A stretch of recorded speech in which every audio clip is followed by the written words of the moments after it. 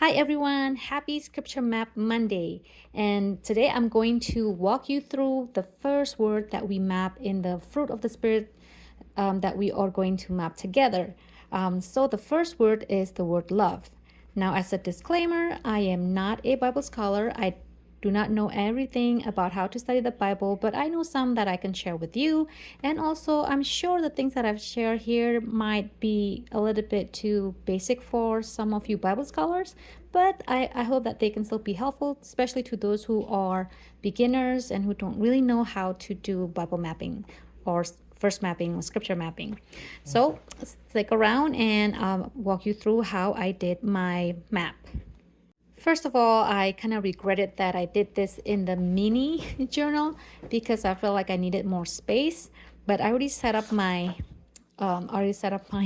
everything in this mini journal, so I just went ahead and do it here. Now, the word love is such a deep word that it's so hard to be translated. The word love itself does not convey the whole meaning of the word love in the Greek word. So it's just so deep that a page or two probably will not be able to contain everything that we need to know about this word. But yet, I was able to do what I was able to do. Very basic, but I was able to learn some things about the word love. And here's how I did it. Before I walk you through the process of how I created this map, I want to tell you where the inspiration came from.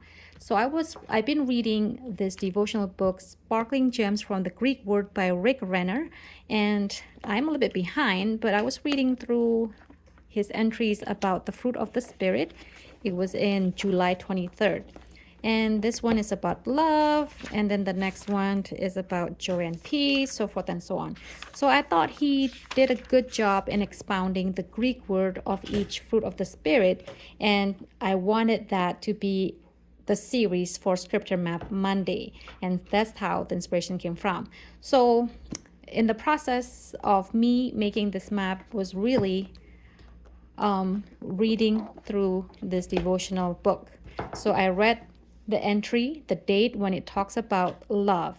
Rick Renner has done a good job in explaining about the Greek word of love in this entry. And even though this is not exhaustive, but I think this is a good start.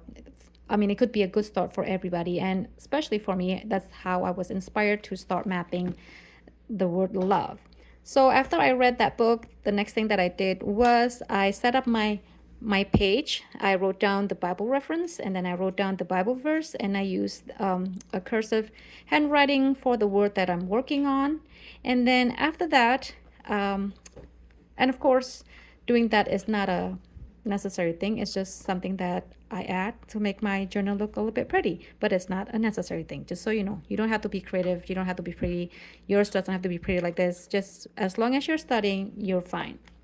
The next thing I did was defining this word using the Greek word definition.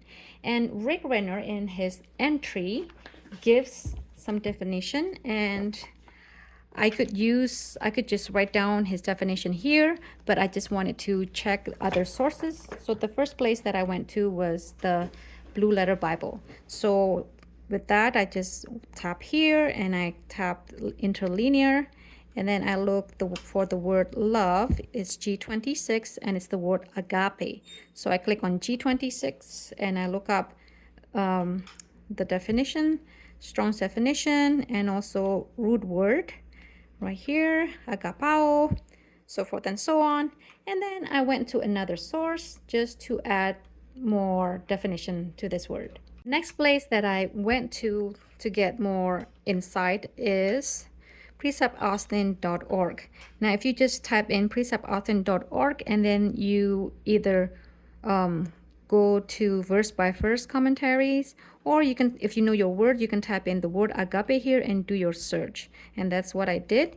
And I came up to this page and I read most of this, not all of them, but these are just compilation of commentaries and compilation of the Greek word meaning from different lexicons. So it's very extensive, but Precept Austin doesn't have commentaries on everything, but agape is a very common word that it has it. So that's what I did. So after I read up on the definition of the Greek word agape, I wrote down what was interesting to me from the devotional book, from Blue Letter Bible, and from Precept Austin. I just compiled it here. And then one thing that I found very interesting was that agape may involve emotion, but it must always involve action. So I wrote that down. And then I'll tell you why I wrote that down and how it's connected with something else. But the next thing that I did was I looked up another Bible translation. So apparently the word love in this verse is translated as love in most translations. So it doesn't make sense to list that, different translation, but using the same word. So to find different translation, you go back to your Blue Letter Bible, and then you tap on the verse that you're working on, and then you go to translation comparison. As you can see here, everybody is listing or translated this word agape as love. Now there is one particular Bible that expands it a little bit, and you probably guessed it, is the Amplified. Just as the name implies, the Amplified version amplifies the word love. And it says here that love is, in brackets, unselfish concern for others. And I like that. So what I did was I added that to my map right here. And then the next thing that I did, since I did not know how much space I had, I went back to Rick Renner's devotional book. And in this book, he listed 3 other Greek words that are translated as love as well, but they're different. They're different kind of love. So it lists the word eros, stergo, and phileo. So I read up on these 3 words and how they are different. I compared and contrasted them against agape. So I listed them here and just wrote down some points about them, how they are different from the word agape. And I could spend one whole page on each word, but I had limited space. Fortunately, I was able to write down the main points of each word. And so the next thing that I did was I did some comparing scriptures. I went back to my Blue Letter Bible, and then I type in the word love, and then there are about 281 verses in King James Version that has the word love, and that's a lot. Yep. So I skipped some books. I went through some Psalms. I went through some New Testament. And then another way to do some comparing scripture is I went back to the Greek word. So I tap on the Bible verse. I went back to interlinear, and then I found the word agape or the word love and click on agape or G26. And then I scroll down until I see a list of Bible verses that use the same Greek words. So some may not apply to what I'm looking for, but some actually gave me some insights. So I'm not going to bore you by going through each verses with you, but I'm just going to show you what stood out to me.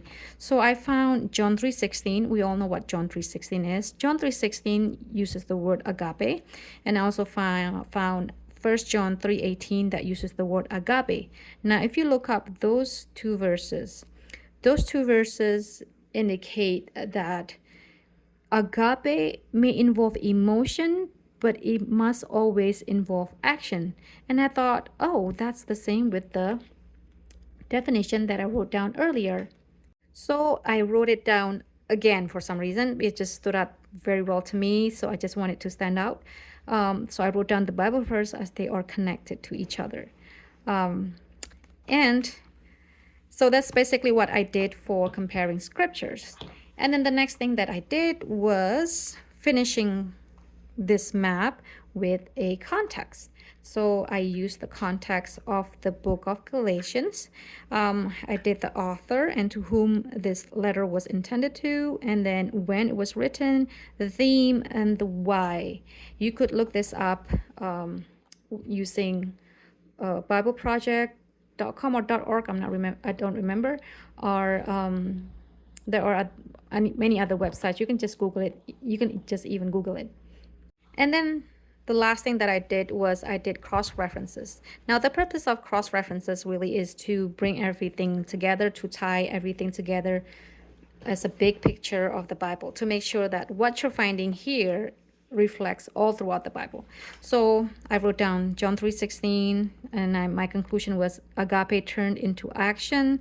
And then I wrote down 1 Corinthians 14 verse 1, follow after charity, and I made a conclusion that attaining agape is a choice and that we must hotly pursue it. And then I wrote down 1 John 3:18, and same thing, that it turned into action. But not only that, agape is so strong that it is demonstrated in deeds and actions. So I'm going to show you how I came up with these cross references. So first, for that, I go back to my Blue Letter Bible, and using very simple techniques, you go back to your Bible verse and tap on it, and there you go. Oh, sorry. Bible verse, and then you type cross references. Now you look for the word that you're working on, and thankfully this one has the word love, so you have many verses that you can use. Yes, many verses. So anyway, if the cross references do not have the word that you're looking for, what I usually do, I do a keyword search, or I just go back to the Bible verse and use the Greek word, and go back to the Greek word, type into the Greek word, and scroll down again to see the Bible verses that use the same Greek word. So that's basically how you do cross references. And also that's basically how I did this map. Very simple. It could be more than this, but I think this is a good introduction for beginners, and just a quick study. You know, I'm in an era where my daughter and my toddler, they take up so much time, so I don't have much time to fill out the big journal. So this mini journal has been a really lifesaver for me. I don't have to do a big long study, drawn out study, but something quick but still deep enough for me to learn something. So I didn't, as you notice, I did not have space for reflections, prayer, and all that. And to me, it's okay. Every map doesn't have to have that.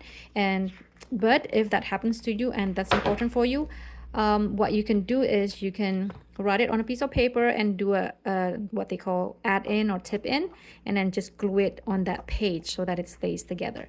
So that's what I have for you today. I hope that was helpful. I know it was kind of quick, but I hope that was helpful to get you going, to inspire you. If you missed this Scripture Map Monday, you can catch the next one. It's not going to be the next Monday.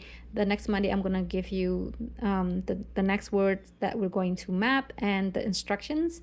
And then, yeah, you can catch on next Monday. Just make sure you stay connected with me.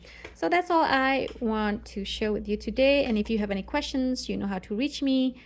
Make a comment, DM me, and all of that. So thank you so much, and I hope you have a blessed day.